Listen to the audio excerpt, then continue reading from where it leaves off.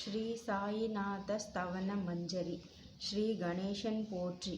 எல்லாவற்றிற்கும் ஆதாரமானவரே மயூரேஸ்வரா, எல்லாவற்றிற்கும் சாட்சியாக நிற்பவரே, கௌரியின் புதல்வரே, மனதால் உணர முடியாதவராகவும் எண்ணங்களுக்கெல்லாம் அப்பாற்பட்டவராகவும் இருப்பவரே, பெருத்த வயிறு உடையானே, ஸ்ரீ கணபதியே, என்னை காத்தருள்வீர். நீங்கள் எல்லா பூதகணங்களுக்கும் முதல்வனும் தலைவனும் ஆவாய். எனவே கணேசன் என்று அழைக்கப்படுகிறீர்கள். நீங்கள் எல்லா சாஸ்திரங்களாலும் ஏற்றுக்கொள்ளப்பட்டவர்.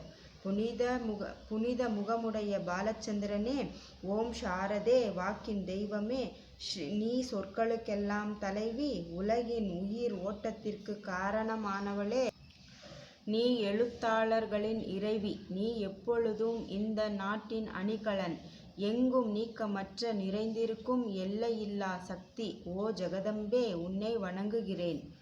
ஓ முழுமையான பரபிரம்மே, ஜடாதாரியே, மகான்களுக்கும் ஞானிகளுக்கும் பிரியமானவனே, பண்டரிநாதன் உருவில் வெளிவந்த அவதாரமே, நீ எல்லையற்ற கருணை உள்ளம் கொண்டவன். ஓ பாண்டுரங்கா, மனித தெய்வமே, பொம்மலாட்டக்காரன் தன் கைகளில் உள்ள கயிற்றால் பொம்மைகளை ஆட்டுவிப்பது போல் பிரபஞ்சம் எங்கும் நீக்கமற்று நிறைந்து இந்த உலகை ஆட்டுவிப்பவன் நீ. உன் மெய்ப்பொருளை ஆராய்ந்து உணர்வதற்காக அறிவியல் நூல்களும் புனித ஏடுகளும் இன்னமும் முயன்று கொண்டுதான் இருக்கின்றன. மெத்த படித்த மேதைகளாலும் உன்னை அறிய முடிவதில்லை. இத்தகைய மேதைகள் வெறும் வார்த்தை விளையாட்டில் ஈடுபடுபவர்களே. ஓ சக்கரபாணியே, மகான்கள் மட்டும் உன்னை உணர்வார்கள். மற்றவர்கள் அனைவரும் உன்னை உணர முடியாமல் மனக்குழப்பம் அடைந்துள்ளார்கள். உனக்கு பக்தியோடு கூடிய சாஷ்டாங்க நமஸ்காரத்தை நான் செய்கின்றேன். ஓ 5 முகம் கொண்ட சங்கரனே, மனித மண்டை ஓடுகளான மாலையை அணிந்திருப்பவனே, நீலகண்டனே, திகம்பரா, ஓம்கார வடிவானவனே, பசுபதியே, எவருடைய உதடுகள் எல்லா நேரங்களிலும் உன் பெயரை உச்சரிக்கின்றதோ அவர்களின் உளவியல் துன்பங்கள் உடனடியாக நீங்கிவிடும். ஓம் மாசுகளை அகற்றுபவனே, உன் நாமத்திற்கு அத்தனை சக்தி இருக்கின்றது. உன் பாதங்களை வணங்கி நான் சாயிநாதரின் புகழை கூறும் இந்த துதியை எழுதுகிறேன். இந்த அருட்பணி முழுமையாக நிறைவடைய எனக்கு அருள்வாயாக நீலகண்டா. இப்போது அத்திரி முனிவரின் புதல்வரான தத்தாத்ரேயரையும், குலதெய்வமான இந்திரனையும், துக்காராமனையும், எல்லா ஞானிகளையும் பக்தர்களையும் பணிகின்றேன். சாயிநாதா, உங்களுக்கு வெற்றி கிட்டட்டும். பாவங்களை களையும் கருணை உள்ளம் கொண்டவரே, உங்கள் பாதங்களில் என் தலை வைத்து வணங்குகின்றேன். உமது பாதுகாப்பை எனக்கு அருள்வீராக. நீங்கள் முழுமையான பரபிரம்மம், ஆனந்தத்தின் இருப்பிடம். நீங்கள் தான் விஷ்ணு. மனிதர்களுக்குள் தலைச்சிறந்தவர். மன்மதனை எரித்த உமையொரு பாகமும் நீங்கள்தான். நீங்கள் மனித வடிவில் வந்த கடவுள். அறிவு என்னும் ஆகாயத்தின் சூரியன். நீங்கள் கருணைக்கடல். நீங்கள் பிறவிப்பிணிக்கு அருமருந்து. நீங்கள் ஏழைகளுக்கும் கீழ்த்தட்டு மக்களுக்கும் விரும்பியதை கொடுக்கும் சிந்தாமணிக்கல். நீங்கள் பக்தர்களை பரிசுத்தப்படுத்தும் கங்கை நதி. வாழ்க்கை என்னும் கடலில் மூழ்குபவர்களை மூழ்காமல் காப்பாற்றும் படகு. நீங்கள் அஞ்சுபவர்களின் புகலிடம். நீங்கள் இந்த உலகம் தோன்ற காரணமான பரிசுத்தமான பேரின்ப பேருணர்வு. நீங்கள் கருணையே வடிவானவர். உமது பலவிதமான தோற்றங்களில் இந்த உலகமும் ஒன்று. நீங்கள் பிறப்பற்றவர். மரணம் உங்களை தொட முடியாது. நீண்ட ஆழமான சிந்தனைக்கு பின் கிடைத்த கருத்து இது. பிறப்பு இறப்பு என்பது அஞ்ஞானத்தால் ஏற்படும் ஒரு உணர்வே. ஓ மகாராஜா, நீங்கள் பிறப்பும் இறப்பும் இல்லாத சைத்தன்யன். தண்ணீர் ஓடையாக ஓடினால் அது அங்கேயே தோன்றியதாக ஆகுமா? அது அங்கேயே உள்ளே முன்பே நிரம்பி இருந்தது. உள்ளே இருந்து வெளியே பீரிட்டு கிளம்பியது. மணற்பாங்கான பள்ளத்தில் தண்ணீர் வந்த பொழுது அது நீரோடை என பெயர் பெற்றது. தண்ணீர் இல்லாவிட்டால் அது வெறும் மணற்பாங்கான தரையே. மணற்பாங்கான படுக்கையில் தண்ணீர் ஊற்றாக வந்தாலும் அல்லது வராமல் வற்றியிருந்தாலும் தண்ணீர் அந்த படுக்கையை பொருட்படுத்துவதே இல்லை. அந்த மணற்படுக்கைக்கு தண்ணீர் முக்கியத்துவம் கொடுப்பதே இல்லை. மணற்படுக்கையில் தண்ணீர் நிரம்பி இருப்பதால் அறியாமையால் பெருமைப்பட்டு கொள்கிறது. தண்ணீர் வற்றிவிட்டால் மணற்படுக்கை மிகவும் வருத்தமடைகிறது. மனித உடலை அந்த மணற்பாங்கான படுக்கையோடு ஒப்பிடலாம். சுத்த சைத்தன்யம்தான் ஆன்மா, பரிசுத்தமான நீர் ஊற்று. இம்மாதிரி எண்ணற்ற மணற்படுக்கைகள் மனித உடல்கள் இந்த உலகில் இருந்த போதும் அவை அனைத்திலும் உள்ள நீர் மட்டும் மாறுபடுவதில்லை. கருணைக்கடலே, நான் உங்களை முதலும் முடிவும் இல்லாதவர் என்று கூறுகிறேன். என் அறியாமை என்னும் மலையை அடித்து நொறுக்கும் வஜ்ராயுதமாக அருள் கூர்ந்து மாற்றுங்கள். இதுவரையில் இந்த பூமியில் எத்தனையோ எண்ணற்ற உயிரினங்கள் இப்போதும் தோன்றிக்கொண்டே தான் இருக்கின்றன. எதிர்காலத்தில் இன்னும் இவை போன்று மேலும் உயிரினங்கள் வரத்தான் போகின்றன. அப்படி தோன்றும் ஒவ்வொரு தோற்றத்திற்கும் ஒரு தனி உருவம் பெயரும் கிடைக்கும். இவை ஒவ்வொன்றும் உருவத்தாலும் பெயராலுமே அடையாளம் காட்டப்படுகின்றன. ஆக அவை அனைத்துள்ளும் இருக்கும் பேரானந்த பேருணர்வு நிலையான சைத்தன்யத்தை நீ நான் என்று பிரித்து காட்டுவது சரியல்ல. இரண்டாவதாக ஒன்று இருப்பதற்கு எப்படி வாய்ப்பில்லையோ அந்த ஒன்றுதான் புனித பேரானந்த பேருணர்வு எனப்படும் சைத்தன்யம். அதுதான் அனைவரினுள்ளும் ஆத்மாவாக இருக்கின்றது.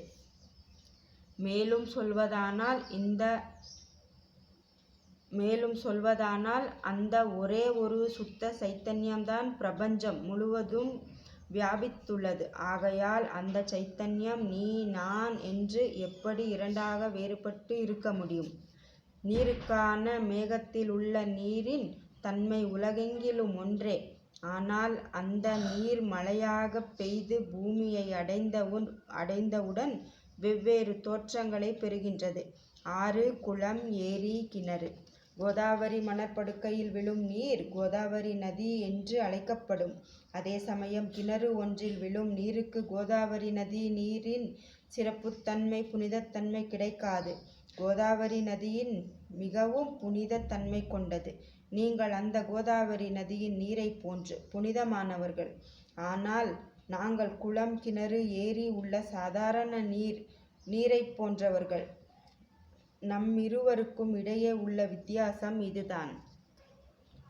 எங்கள் வாழ்வின் குறிக்கோளை அடைவதற்கு நாங்கள் உங்களிடம் வரவேண்டும். கரம் கூப்பி தங்களை சரணடைய வேண்டும். ஏனென்றால் நீங்கள் ஒருவர்தான் புனிதத்தன்மையின் உறைவிடம். புனிதம் வாய்ந்த கோதாவரி நதி மணற்படுக்கையில் மழை நீர் பாயத் தொடங்கும் பொழுது அதில் பாய்ந்த காரணத்தால் அந்த மழை நீரும் புனிதமடைகிறது. அதை வெறு தண்ணீராக புனிதத்தன்மை ஆற்றாக நீங்கள் கருதினால் அத்தகைய தண்ணீர்தான் எல்லா இடங்களிலும் கிடைக்கின்றதே. கோதாவரி நதி பாயும் மணற்படுக்கை முழுவதும் புனிதமாக கருதப்பட்டது. பூமியின் அந்த பகுதி அதன் புனிதத்தன்மையை நிர்ணயம் செய்கின்றது. நீருண்ட மேகத்தினின்று கீழே விழுந்த மழை நீரின் தன்மை குணம் எந்த பூமியின் பகுதியால் மாறுபடவில்லையோ அந்த பகுதியை சாஸ்திரம் அறிந்தவர்கள் கோதாவரி என்கிறார்கள். மற்ற பகுதிகளில் விழுந்த மழை நீர் அந்த பகுதியின் மண்ணின் குணத்தை ஏற்றுக்கொண்டு புனிதத்தன்மையை இழந்து மேகத்தில் இருந்து பரிசுத்தமான மழைநீர் மற்ற பகுதிகளில் விழுந்து அசுத்தமாகவும் கசப்பாகவும் உப்பாகவும் மாறிவிடுகின்றது. 6 வித உட்பகைகளை காமம், கோபம், பேராசை, வெறுப்பு, அகங்காரம், பொறாமை போன்றவற்றை அகற்றி புனித உடல் எடுத்து வந்த குருதேவா தங்களை புனிதம் வாய்ந்த மகான் என்று அழைப்பது மிகவும் பொருத்தமான ஒன்றே. ஆகவே புனிதமும் மென்மையும் உள்ள மகான்கள் கோதாவரி நதிக்கு சமம். புடம்பட்டதாலேயே நான் உங்களை புனித கோதாவரியாக உருவகம் செய்கின்றேன். பூமியில் இயங்கும் அத்தனை படைப்புகளிலும் நீங்களே சிறப்புத்தன்மை முதன்மை இடத்தில் உள்ளீர்கள். பிரம்மா உயிர்களை படைக்கும் தொழிலை ஆரம்பித்த நாளில் இருந்தே கோதாவரி நதி உள்ளது. தண்ணீர் நிறைந்து பாயும் அந்த நதியில் இன்று வரை தண்ணீர் வற்றியதே இல்லை. ராமபிரான் தன்னுடைய வனவாசத்தில் கோதாவரி நதியின் கரைக்கு வந்தபோது ஓடிக்கொண்டிருந்த தண்ணீர் இன்றும் அதே நதியில் எப்படி இருக்க முடியும் என்று சற்றே யோசித்து பாருங்கள். கோதாவரி நதியின் மணற்படுக்கை மற்றும் அதேதான் தண்ணீர் கடலை சென்று அடைந்து விட்டது. ஆனால் அந்த கோதாவரி நீர்ப்படுக்கையின் புனிதத்தன்மை மட்டும் என்றுமே மாறாமல் இன்று வரை அப்படியே உள்ளது. ஒவ்வொரு வருடமும் கோதாவரி நதி படுக்கையில் பழைய நீர் வெளியேறி புதிய நீர் அதற்குள் பாய்கின்றது. பாபா, அதே நியமம் உங்களுக்கும் பொருந்தும். ஒவ்வொரு 100 ஆண்டுகளையும் ஒரு ஆண்டுக்கு கருதுவோம். ஒவ்வொரு நூற்றாண்டிலும் தோன்றிய முனிவர்கள் அந்த பாதையும் நீரையும் போன்றவர்கள். அவர்களில் மிகப்பெரிய மகான்கள் அந்த நதியின் அலைகளை போன்றவர்கள்.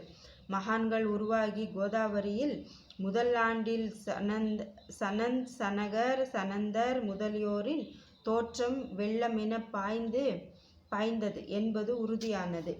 தொடர்ந்து நாரதர், துமுரு, துருவர், பிரகலாதன், மகாபலி சக்கரவர்த்தி, சபரி, அங்கதன், வாயுவின் புதல்வனான அனுமன், விதுரர், கோபகர்கள், கோபிகைகள் ஆகியோரது பிறப்பு நதி பிரபாவமாக பெருக்கெடுத்தது. இவ்வாறு இன்று வரை கடந்து நூற்றாண்டுகள் ஒவ்வொன்றிலும் ஒன்றின் பின் ஒன்றாக மகான்களது வருகை வெள்ளம் என பாய்ந்து வருகின்றது. நான் அவற்றை வர்ணிப்பதற்கு இயலாதவனாக இருக்கின்றேன். ஓ சாயிநாதா, இந்த நூற்றாண்டில் மகான்களின் உருவமாகிய புனித கோதாவரி நதியில் சந்தேகத்திற்கு இடமின்றி நீங்கள் வெள்ளம் என பாய்ந்தீர்கள். இதில் எவ்வித சந்தேகமும் இல்லை. உமது தெய்வத்தன்மை வாய்ந்த பாதங்களை வணங்குகின்றேன். மகாராஜா, நான் செய்யும் தவறுகளை உங்கள் நினைவில் வைத்து கொள்ள வேண்டாம் என மன்றாடி கேட்டுக்கொள்கிறேன். நான் ஒரு ஏழை, எளியவன், குறை உள்ளவன், தீய குணங்கள் உடையவன், ஒன்றும் அறியாதவன், பாவ ஆத்மா. என்னை கைவிட்டு விடாதீர்கள். மட்டமான உலோகத்தையும் தங்கமாக மாற்றும் சக்தி கொண்ட ரசவாத கல். இருப்பினும் இயற்கையான தன்மைகளை பொருட்படுத்துவதில்லை. கோதாவரி நதி தன்னுள் வந்து கலக்கும் சிறிய நீரோடைகளை தன்னோடு கலக்க விடாமல் திருப்பி அனுப்புவதில்லை. அநேக தீய குணங்களை என்னுள் கொண்டவன் நான். உங்கள் கருணை நிறைந்த பார்வையால் அவற்றை உடனடியாக அழித்து விடுங்கள். இது மட்டும் நான் உங்கள் அடிமையான தாஸ்கனுவின் வேண்டுகோள். இரும்பையும் தங்கமாக மாற்றும் ரசவாத கல் எவ்வாறு இரும்பை தங்கமாக மாற்ற முடியாவிட்டால், குருதேவா, அது அந்த ரசவாத கல்லுக்கு இழுக்கல்லவா? என்னை பாவியாக இருக்கும்படி விட்டுவிடாதீர்கள். தங்களை குறைவாக மதிப்பிட வைக்காதீர்கள். நீங்கள் ரசவாதக்கல், நான் இரும்பு மட்டும்தான். எனக்கேற்படும் அவமதிப்பும் உங்களுடையதல்லவா? ஒரு குழந்தை தவறு செய்து கொண்டே இருக்கின்றது. அதற்காக அதன் தாயார் அதன் மேல் கோபப்பட்டு கொள்வதில்லை. இதை தாங்கள் நினைவில் வைத்து கொண்டு உங்கள் அருளாசிகளை வழங்குங்கள். ஓ சத்குரு சாயிநாதா, நீங்கள் கற்பக விருட்ச மரம், சம்சார கடலை உறுதியாக கடக்க உதவும் சிறந்த கப்பல். நீங்கள் எனக்கு காமதேனுவாகிய பசு. நீங்கள் சிந்தாமணிக்கல், ஞானவானில் ஒளிவிடும் சூரியன். நீங்கள் நற்பண்புகளின் சுரங்கம், சொர்க்கத்திற்கு ஏறிச் செல்ல உதவும் ஏணி. ஓ புண்ணியங்களின் உறைவிடமே, சாந்தமூர்த்தியே, பரபிரம்மமே, பேரானந்தம் மற்றும் அமைதியின் பிறப்பிடமே, பாகுபாடு அற்றவரே, ஞான சாகரமே, பரிபூரண பிரம்மமே, குறைகள் எதுவுமின்றி முழுமையான அறிவுடன் கூடிய மனித உருவெடுத்தவரே, மனிதர்களில் தலை சிறந்தவரே, அமைதியானவரே, மன்னிக்கும் குணம் கொண்டவரே, பக்தர்களின் இறுதி அடைக்கலமே, என்னை ஆசீர்வதியுங்கள். சத்குரு, தாங்கள் மச்சீந்தர்நாதர், நீங்கள் மகாத்மாவான ஜலந்தர், நீங்கள் நிவிருத்திநாதர், ஞானேஸ்வரர், கபீர், ஷேக் முகமது, ஏக்நாதர் ஆகிய அனைவரும் தாங்களே. நீங்களே போத்தலா, நீங்களே சாவதமல்லி, உண்மையில் சமர்த்த ராமதாசரும் நீங்களே. சாயிநாதா, நீங்களே. தூக்காராம், சாகாராம் மகாராஜ், நீங்களே. மாணிக்க பிரபு, உங்களுடைய இன்றைய அவதாரத்தை பற்றி எங்களால் முழுமையாக அறிந்து கொள்ள முடியவில்லை. உங்களுடைய சக்தி குலம் ஆகிய எதை பற்றியும் தாங்கள் எவருக்கும் வெளிப்படுத்தியதே இல்லை. சிலர் உங்களை முகமதியர் என்கிறார்கள், சிலர் உங்களை பிராமணர் என்கிறார்கள். ஸ்ரீ கிருஷ்ண பரமாத்மா போன்ற அநேக தெய்வீகம் பொருந்திய லீலைகளை செய்கிறீர்கள். ஸ்ரீகிருஷ்ண பரமாத்மாவுடன் பழகியவர்கள் பலவிதமான பெயர்களால் அவரை அழைத்தனர். சிலர் அவரை யதுகுலத்தின் அணிகலன் என்றார்கள். சிலர் அவரை பசுக்களை மேய்க்கும் இடையன் என்றார்கள். யசோதை அவரை அழகிய குழந்தை என்றாள். அவரது மாமனாகிய கம்சன் அவரை உயிர் குடிக்கும் மகாகலன் என்றார். உத்தவர் அவரை அன்பே வடிவானவர் என்றார். அர்ஜுனன் அவரை ஒளிரும் ஒரு ஞானி என்றார். குருநாதா, ஒவ்வொருவரின் மனநிலைக்கேற்ப அவரவர் எண்ணங்களுக்கேற்ப உங்களுக்கு பெயர் சூட்டினார்கள்.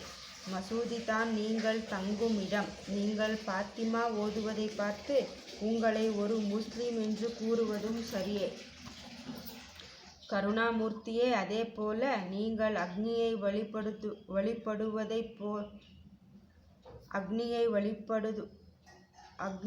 வழிபடுவதை பார்த்து நீங்கள் ஒரு இந்து என்ற முடிவு செய்யப்பட்டும் சரியே. இந்த வெளிப்புற வித்தியாசங்களுக்கு வீண் விவாதம் விதண்டாவாதம் செய்பவர்களே முக்கியத்துவம் கொடுப்பார்கள். உண்மையான ஞானத்தில் விருப்பம் கொண்டவர்கள் இந்த வெளிப்புற வேறுபாடுகளுக்கு முக்கியத்துவம் தரமாட்டார்கள். நீங்கள் இருப்பதோ பிரம்மம் போன்ற நிலையில் ஜாதி குலம் போன்றவை உங்களுக்கு ஒரு பொருட்டல்ல. நீங்கள் எல்லாருக்கும் மேலானவர்கள், உயர்ந்த குருவாகவும் இந்த பிரபஞ்சத்தை படைத்தவராகவும் இருக்கிறீர்கள். இந்து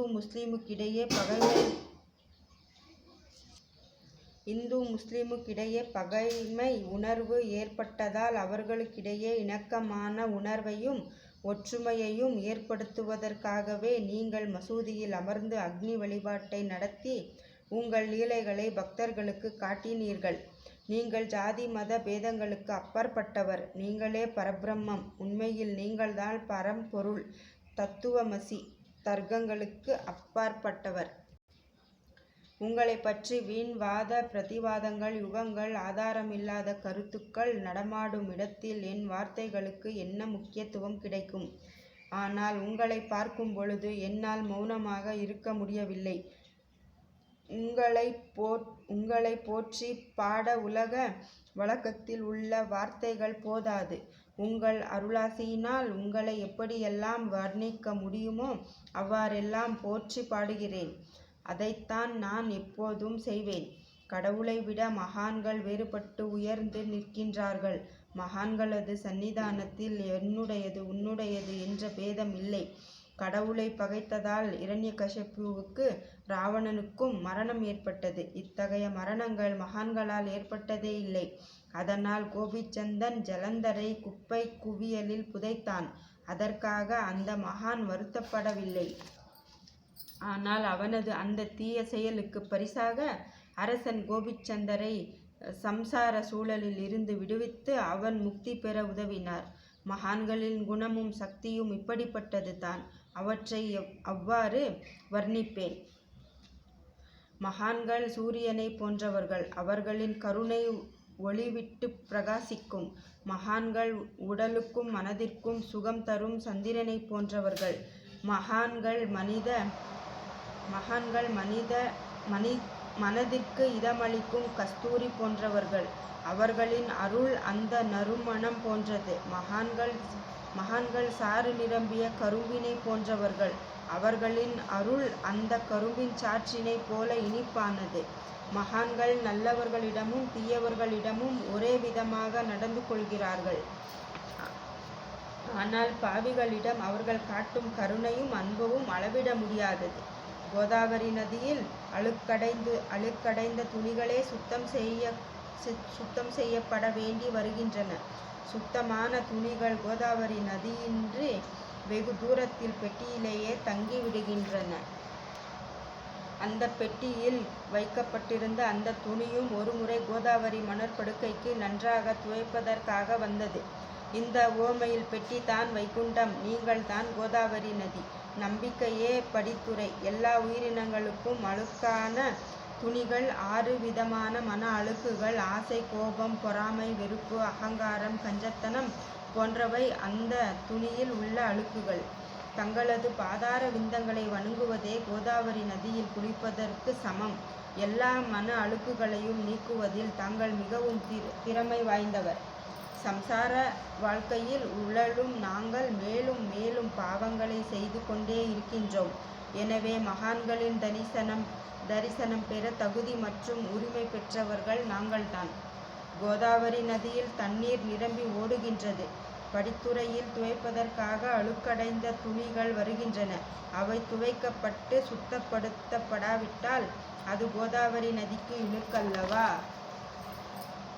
நீங்கள் அடர்த்தியான நிழலை குளிர்ச்சியையும் தரும் மரம். உண்மையில் நாங்கள் வழிப்போக்கர்கள். எங்களையும் 3 வித துன்பங்கள் என்னும் வெயிலின் சூடு சுட்டெரிக்கின்றது. கருணாமூர்த்தியே, அந்த சுட்டெரிக்கும் 3 விதமான துன்பங்களில் இருந்து காப்பாற்றப்பட்ட உங்களுடைய அன்பு மிகுந்த கருணை என்னும் குளிர் நிழல் எங்களுக்கு கிடைப்பதற்கரிய பரிசு. இவ்வுலகிற்கு அப்பாற்பட்ட தன்மை உடையது. மரத்தின் அடியில் உட்கார்ந்து ஒருவன் சூரியனின் சுட்டெரிக்கும் வெப்பத்தை உணர்ந்தால் அந்த மரத்தை நிழல் தரும் மரம் என்று கூற முடியுமா? உங்கள் அருளின்றி இவ்வுலகில் நல்லது எதுவும் ஏற்படுவதில்லை. எனவே தர்மத்தை நிலைநாட்டுவதற்காக சேஷசாயி அர்ஜுனனுக்கு நண்பனாக, வழிகாட்டியாக மற்றும் ஞான விளக்காக ஆனார். சுக்ரீவன் கருணையால் விபீஷணன் ராமபிரானிடம் வந்தார். மகான்களால் ஸ்ரீஹரியின் மேன்மை வெளிப்பட்டது. பிரம்மம் உருவமற்ற ஒன்று. ஆகையால் வேதங்களால் கூட அதை வர்ணிக்க முடிவதில்லை. பூமியில் அனைத்துமாய் நிறைந்திருக்கும் பிரம்மம் மகான்களின் உருவில் ஒளிர்ந்து அதன் உருவமற்ற தன்மைக்கு உருவம் கொடுத்து கொள்கின்றது. மகான்கள் வடிவில் பிரம்மம் காட்சி தருகின்றது. தாமாஜி என்ற பக்தருக்காக வைகுண்டத்தில் வசிப்பவரும் ருக்மணியின் கணவருமான இறைவன் பாண்டுரங்கன் குயவராக மாறி வந்தார். சோகாமேளா என்ற பக்தருக்காக எருமைகளின் சவத்தையும் எடுத்தார். மகான்களது பெருமையை உணர்ந்து இறைவன் அவர்களுக்காக தண்ணீர் கூட சுமந்தார். உண்மையில் மகான்கள் சச்சிதானந்த பிரபுவாகிய இறைவனின் எஜமானர்களே. இதற்கு மேல் சொல்வதற்கு என்னால் இயலவில்லை. என் தாயும் தந்தையும் நீங்கள்தான். ஷீரடி கிராமத்தில் வசிக்கும் சத்குரு சாயிநாதா பாபா உங்களின் லீலைகளை எவர் ஒருவராலும் உண்மையில் முழுமையாக புரிந்து கொள்ள முடியாது. அப்படி இருக்கையில் எனது பிதற்றல் எவ்வாறு உங்களை விளக்கி கூற சொல்லுங்கள். எல்லா உயிரினங்களையும் முன்னேற்றுவதற்காக நீங்கள் ஷீரடிக்கு வந்திருக்கின்றீர்கள். மண் அகல் விளக்குகளில் வெறும் தண்ணீரை ஊற்றி விளக்குகளை எரிய வைத்து காட்டினீர்கள். 7 ஜான் முழ நீளமுள்ள மரப்பலகையை தூங்கும் ஊஞ்சல் படுக்கையாக்கி உங்கள் யோக சக்தியை பக்தருக்கு காட்டினீர்கள். அநேக பெண்களின் மலட்டுத்தன்மையை முழுமையாக போக்கினீர்கள். உதியின் மூலம் அநேக மக்களின் வியாதிகளை குணமடையச் செய்தீர்கள். இவ்வுலக சம்பந்தமான துன்பங்களை நீக்குவது உங்களுக்கு ஒரு பொருட்டே அல்ல. யானை எறும்பை சுமையாக கருதுமா? குருதேவா, இப்பொழுது இந்த எளியவன் மேல் கருணை காட்டுங்கள். உங்கள் பாதங்களில் சரணடைந்து விட்டேன். என்னை ஏற்றுக்கொள்ளாமல் திரும்பி அனுப்பிவிடாதீர்கள். மகாராஜ், நீங்கள் அரசர்களுக்கெல்லாம் அரசன். நீங்கள் குபேரருக்கும் குபேரன், மருத்துவர்களுக்கெல்லாம் மருத்துவர். உங்களை விட இவ்வுலகில் மேலானவர் இல்லை. மற்ற கடவுள்களை வணங்குவதற்கு தனித்தனியாக பூஜை பொருட்கள், வழிபாட்டு முறைகள் உள்ளன. ஆனால் உங்களை வணங்குவதற்கேற்ப பொருட்கள் இவ்வுலகில் இல்லை. சூரியனின் வீட்டில் தீபாவளி பண்டிகை கொண்டாட வேண்டும் என்றால் எத்தகைய பொருட்களை கொண்டு அதை கொண்டாட வேண்டும்? சமுத்திரத்தின் தாகத்தை தணிக்க பூமியில் போதுமான தண்ணீர் கிடைக்காது. நெருப்பை சூடாக்குவதற்கு எங்கிருந்து அக்னியை கொண்டு வருவது? சமர்த்த குருதேவா, பூஜை செய்ய உதவும் பொருட்கள் எல்லாவற்றிலும் இருப்பது உங்களின் ஆத்மாவே. ஆரம்பம் முதலே அவை உங்களிடம் ஒரு பகுதியே. இங்கே கூறப்பட்டவை எல்லாம் தத்துவ அடிப்படையில் கூறப்பட்டவையே. என்னுடைய மனதில் ஏற்பட்ட அனுபவங்கள் மூலம் கூறப்பட்டவை அல்ல. போகட்டும். உலக வழக்கில் உள்ளபடி உமக்கு நான் பூஜை செய்யலாம் என்றால் அதை செய்வதற்கு தேவையான திறமை எனக்கு இல்லை. என் குருநாதா கருணாமூர்த்தியே, கற்பனைகள் செய்து உமக்கு பூஜைகள் செய்கின்றேன். அந்த வழிபாட்டை இந்த தாசனிடம் இருந்து ஏற்றுக்கொள்ளுங்கள். இப்போது அன்புடன் என் கண்ணீரால் உங்கள் பாதங்களை கழுவுகின்றேன். உண்மை என்னும் சந்தனத்தை அரைத்து பூசுகின்றேன். அழுகிய அழுகிய வார்த்தைகளால் எழுதப்பட்ட இந்த துதி என்னும் கபுனியை அணிவிக்கின்றேன். அன்பாகிய மாலையை உங்கள் கழுத்தில் அணிவிக்கின்றேன். எனது கெட்ட குணங்கள் என்னும் தூபத்தை உமக்கு முன்னால் எரியவிடுகின்றேன். ஆனாலும் அது மிக தீய பொருளானாலும் அதிலிருந்து கெட்ட வாசனை எழுவதில்லை. சத்குருவுக்கு முன் இல்லாமல் வேறு எங்காவது இந்த தூபத்தை எரியவிட்டால் அங்கெல்லாம் கீழ்கண்ட மாதிரி நடக்கும். அதாவது சாம்பிராணியை நெருப்பில் போட்டவுடன் அது பொசுங்கி அதிலுள்ள நல்ல மனம் என்ற நற்குணம் அதை விட்டு மறைந்துவிடும். சத்குருவே, உமக்கு முன்னால் அதே சாம்பிராணியை எரியவிட்டால் இதற்கு நேர்மாறாக நிகழ்கின்றது. தீய குணங்கள் அக்னியில் எரிந்து பொசுங்கி போகின்றன. உலகம் பார்த்து சந்தோஷப்படும் வகையில் அதன் நற்குணம் அதிலேயே தங்கிவிடுகின்றன. மனதில் உள்ள தீய குணங்கள் யாவும் எரிந்த பின்பு மனம் சாந்தமற்றதாக மாறிவிடுகின்றது. கங்கை நீரில் உள்ள அழுக்குகள் நீங்கியவுடன் கங்கை நீர் புனிதமடைகின்றது. ஓ குருதேவா, மாயை மோகம் என்ற தீபத்தை உமக்கு ஏற்றி காட்டுகின்றேன். அதன் மூலம் என் மனம் வைராக்கியத்தில் ஒளிரட்டும். நீங்கள் உட்காருவதற்காக நம்பிக்கை என்ற பரிசுத்தமான சிம்மாசனத்தை உமக்கு தருகின்றேன். அதை ஏற்றுக்கொண்டு எனது பக்தி என்ற நெய்வேத்தியத்தை ஏற்றுக்கொள்ளுங்கள். என் பக்தி என்ற நெய்வேத்தியத்தை ஏற்றுக்கொண்டு அதன் சாறை எனக்கு கொடுப்பீராக. ஏனென்றால் நான் உமது பால் மனம் மாறாத பச்சிளம் குழந்தை. உங்கள் அருள் என்னும் பாலில் எனக்கு உரிமை உண்டு. எனது மனதையே உங்களுக்கு காணிக்கையாக தருகின்றேன். அப்பொழுதுதான் நான் செய்யும் காரியங்கள் அனைத்தும் நான் தான் செய்பவன் என்ற உரிமையை நான் கொண்டாட முடியும். இப்பொழுது பணிவுடன் கூடிய பிரசாதத்தை கூறிக்கொண்டு உங்களை சாஷ்டாங்கமாக நமஸ்காரம் செய்கின்றேன். ஓ தெய்வீகத்தன்மை கொண்ட சாயிநாதா, தயவுடன் இதை ஏற்றுக்கொள்ளுங்கள். சாந்தமான மனம் கொண்ட சாயிநாதரே, அறிவின் சிகரமே, அன்புள்ளம் கொண்டவரே, கருணைக் கடலே, உண்மையின் இருப்பிடமே, மாயை என்னும் இருளை அகற்றுபவரே, ஜாதி மத பேதங்களுக்கு அப்பாற்பட்டவரே, எங்களின் புரிந்து கொள்ளும் திறமைக்கும் அப்பாற்பட்டவரே, அன்பின் இருப்பிடமே, ஷீரடி வாழ் இறைவனே, என்னை காப்பாற்றும். ஞான சூரியனே, ஞானத்தை வழங்குபவரே, பக்தர்களின் மனங்களில் உளவிடும் பரமாம்சரே, அனைத்து நன்மைகளுக்கும் காரணமானவரே, தங்களை சரணடைந்தவர்களுக்கு படைக்கும் தொழில் புரியும் பிரம்மாவும் காக்கும் கடவுளுமான விஷ்ணுவும் நீங்களே. 3 உலகங்களையும் யுகங்கள் முடிவில் தன்னுள் ஐக்கியமாக்கிக் கொள்ளும் ருத்ரனும் தாங்களே. நீங்கள் இல்லாத இடம் இந்த பூமியில் ஏது? எல்லாம் அறிந்த இறைவன் நீங்கள். எங்கள் எல்லோரின் இதயங்களிலும் உள்ளும் வசிப்பவரும் தாங்களே.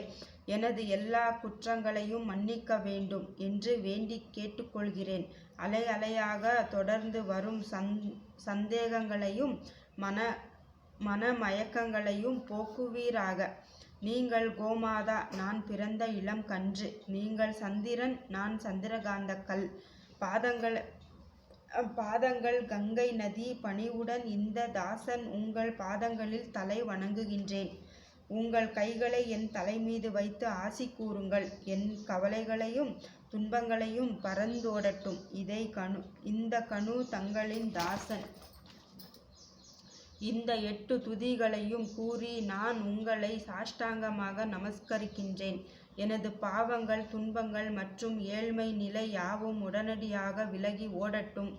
நீங்கள் பசு, நான் கன்றுக்குட்டி. நீங்கள் தாய், நான் உங்கள் குழந்தை. எனது விஷயங்களை மனதில் கொண்டு கடுமை காட்டாதீர்கள். நீங்கள் மலைகிரியில் உள்ள சந்தனம், நான் முள் அடர்ந்த புதர்.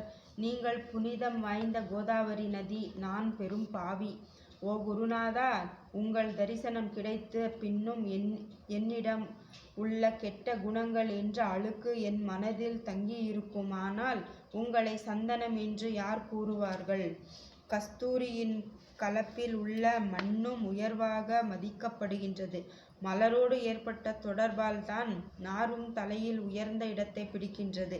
மகான்களும் அப்படிப்பட்டவர்களே. அவர்களுடன் தொடர்புடைய எந்த பொருளும் மிகவும் உயர்வாக மதிக்கப்படுகின்றது. சிவபெருமான் தன்னோடு விபூதி, கோவணம், நந்தி ஆகியவற்றை ஏற்றுக்கொண்டதால் எல்லா திசைகளிலும் அந்த பொருட்களுக்கு மிகவும் மதிப்பு கிடைத்துள்ளது. இடையர்களை மகிழ்விப்பதற்காக பிருந்தாவனத்தில் யமுனை நதிக்கரையிலும் உலகிற்கெல்லாம் இறைவன் உரியடி என்ற விளையாட்டை விளையாடினான். அதுவும் அறிவுடையோர் மத்தியில் ஏற்றுக்கொள்ளப்பட்டது. என்னுள் துர்க்குணங்கள் இருந்த போதிலும் உங்கள் சேவையில் நான் ஈடுபட்டுள்ளேன். ஆகையால் குருதேவா, உங்கள் மனதில் என் நிலையை எண்ணி பாருங்கள்.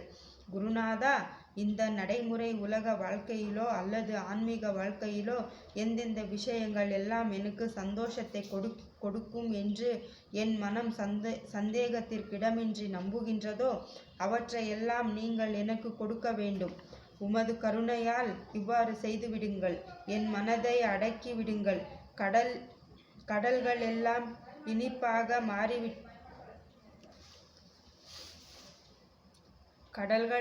இனிப்பாக மாறிவிட்டால் கடல் உப்பு கரிக்குமே என்ற பயம் தோன்றாதே. கடல் நீரை இனிமையானதாக மாற்றும் சக்தி தங்களுக்கு உண்டு. அதனால்தான் மேலே சொன்ன வேண்டுகோளை நான் வைத்தேன். தயவு செய்து எனது மனம் இந்த வேண்டுகோளை நிறைவேற்றுங்கள். என்னிடம் என்னென்ன குறைகள்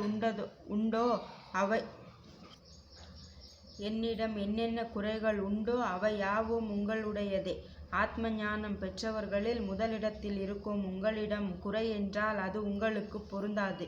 இப்போது இதற்கு மேலும் ஏன் பேச வேண்டும்? நீங்கள்தான் என் ஒரே அடைக்கலம். தாயின் அரவணைப்பில் இருக்கும் வரை இயற்கையாகவே குழந்தை பயமுற்று இருக்கும்.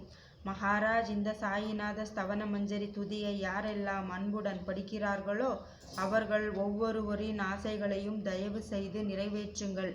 இந்த துதியை படிப்பவர்களின் 3 வித துன்பங்களும் 1 ஆண்டிற்குள் நீங்கிவிடும் என்பதே இந்த நாளில் உங்களின் ஆசியாக என்றென்றும் இருக்கட்டும். குளித்து முடித்துவிட்டு மனதில் முழுமையான நம்பிக்கையுடன் தொடர்ந்து தினமும் இந்த துதியை பாராயணம் செய்ய வேண்டும். அப்படி தினமும் முடியாவிட்டால் வாரம் வியாழக்கிழமை தோறும் சர்க்குரு பாபாவை வணங்கி அவருடைய உருவத்தை மனதில் நினைத்து இந்த துதியை பாராயணம் செய்யவும். இதுவும் கூட முடியாவிட்டால் மாதம் வரும் 2 ஏகாதசி நாட்களில் மட்டுமாவது இந்த துதியை பாராயணம் செய்யுங்கள். இது உங்களுக்குள் ஏற்படும் விளைவுகளை கண்டு நீங்களே ஆச்சரியப்படுவீர்கள். குருமூர்த்தியான சாயிநாதர் இந்த துதியை பாராயணம் செய்வோருக்கு இறுதியில் உயர்ந்த அருளை அளிப்பார். இந்த துதியை கேட்பவருக்கு இவ்வுலக ஆசைகளை உடனடியாக முழுமையாக நிறைவேற்றுவார். இறுதியில் முக்தியை தருவார். இந்த துதியை திரும்ப பாராயணம்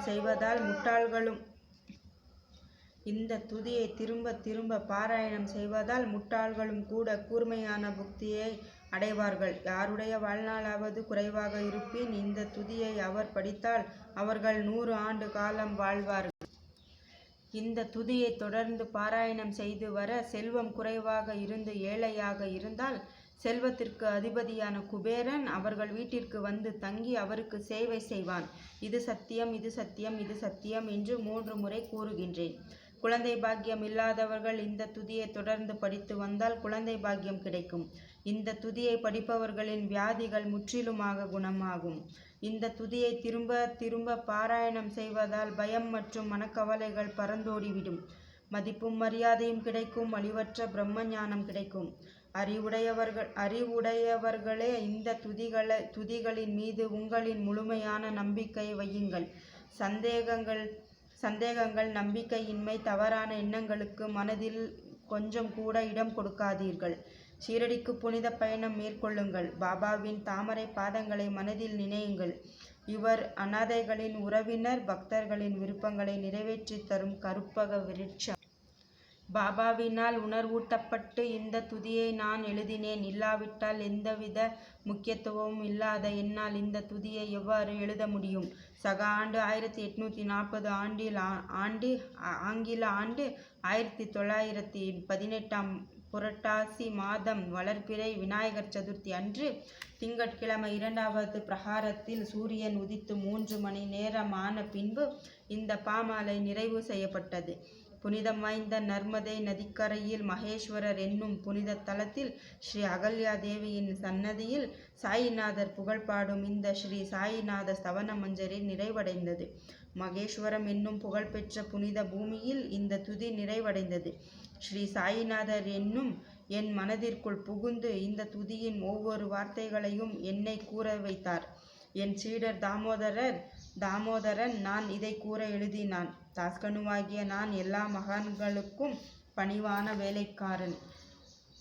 எங்கும் மங்களம் உண்டாகட்டும். ஸ்ரீ சாயிநாதரை போற்றி பக்தி மிகுந்த பணிவுடன் எழுதப்பட்ட இந்த ஸ்ரீ சாயிநாத ஸ்தவன மஞ்சரி என்னும் துதிப்பாடல் பாராயணம் செய்பவர்களை சம்சார கடலை கடக்க உதவி புரியட்டும். இதுவே ஸ்ரீ பாண்டுரங்கனின் தாஸ்கனுவின் நம்பிக்கை கலந்த பிரார்த்தனை. மங்களம் சுபமங்கலம். ஸ்ரீ சச்சிதானந்த சத்குரு சாய்நாத் மகாராஜ் கி ஜெய். ஓம் ஸ்ரீ சாய்நாதாய நமஹ. ஓம் ஸ்ரீ சாய்ராம். சாய்நாத் மகாராஜ் கி ஜெய்.